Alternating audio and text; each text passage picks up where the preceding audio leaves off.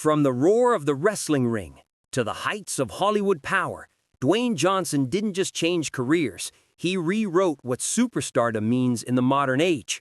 But before the fame, before the millions, before the world knew the name The Rock, there was only fear, failure, and $7 in his pocket. This is the true story of Dwayne "The Rock" Johnson. Dwayne Douglas Johnson was born on May 2, 1972, in Hayward, California, into a family where fighting wasn't a choice, it was tradition. His father, Rocky Johnson, was a trailblazing WWE wrestler, one of the first black champions in wrestling history. His grandfather, Peter Maeva, was a legendary Samoan high chief and ring warrior. From the outside, it looked like destiny was already written in his blood. But inside the walls of his childhood, the story was very different. Because of wrestling, his family moved constantly, city to city, state to state, country to country. Dwayne attended over a dozen schools before finishing high school. He was quiet, angry, lost. At just 14 years old, Dwayne was stealing, fighting, getting arrested. Not because he was cruel, but because he was desperate. At one point, his family was evicted from their apartment in Hawaii. Their belongings were dumped on the street. They had no home. They lived in cheap motel rooms. Some days, they didn't even have food. Years later, Dwayne would describe his childhood with one sentence: "We were so poor, we couldn't afford ambition." For young Dwayne, football became salvation. Not just a sport, but a way out of chaos. His body grew massive. His strength exploded. His aggression found purpose. Soon, college scouts noticed. Dwayne earned a full football scholarship to the University of Miami, one of the most dominant programs in the country. He played alongside future NFL legends. He won a national championship.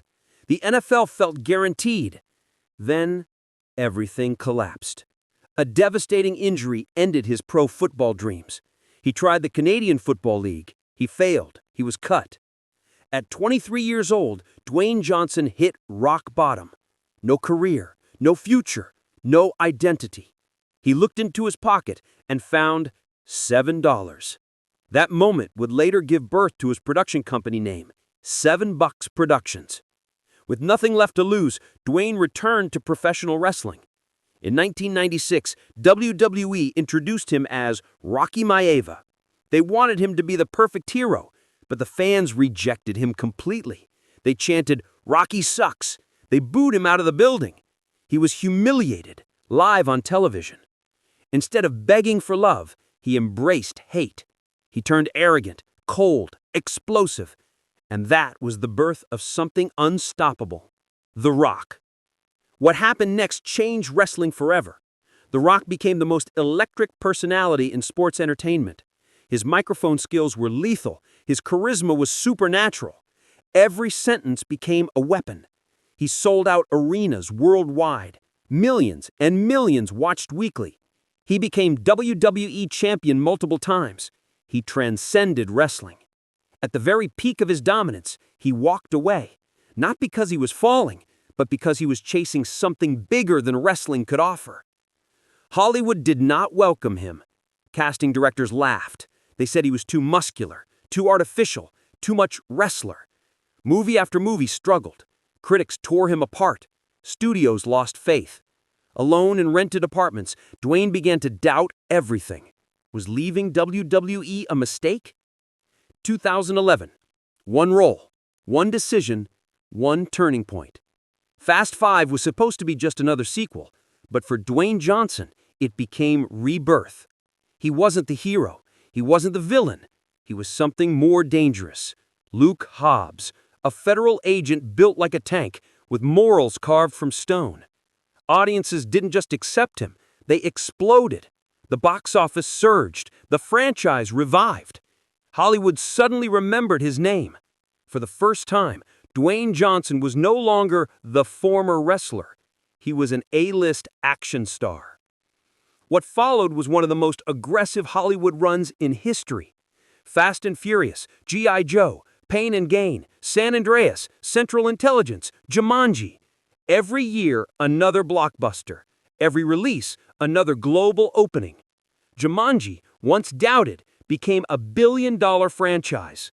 In 2016, Dwayne Johnson became the highest-paid actor in the world. No scandals, no breakdowns, no career collapse, just pure dominance. People think The Rock is powered by muscle, but muscle doesn't create empires. Mentality does. For decades, he has woken up every day at 4 a.m. While the world sleeps, he trains. Not for his body, for his mind. He owns every failure, every flop, every mistake. No excuses, no blame, just accountability. Even Baywatch failed. Even Black Adam underperformed. He didn't attack critics. He didn't disappear. He went back to work. That $7 moment never left him, so he named his production company after it, $7 Productions. No more waiting for approval, no more begging for roles. Now he would own the stories. $7 produced Jumanji, Ballers, Young Rock, Red Notice, Black Adam. The Rock wasn't just starring in Hollywood anymore, he was controlling it.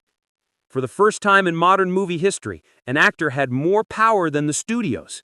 The Rock didn't just take roles, he designed franchises, he negotiated back ends, ownership shares, global marketing rights. He didn't chase checks, he chased leverage. Black Adam was not just a movie, it was a power move. Behind the scenes, the industry shook, executives changed, plans collapsed, and once again, The Rock stood at the center of the storm. For the first time in years, something didn't go his way. Black Adam underperformed. The DC universe reset. Public doubt returned. Is The Rock finally losing power? He didn't rage. He didn't panic. He posted one message. Grateful for the grind. Back to work. He wasn't just an actor anymore. He was a global brand. Terramana Tequila, the fastest-growing premium tequila in the world.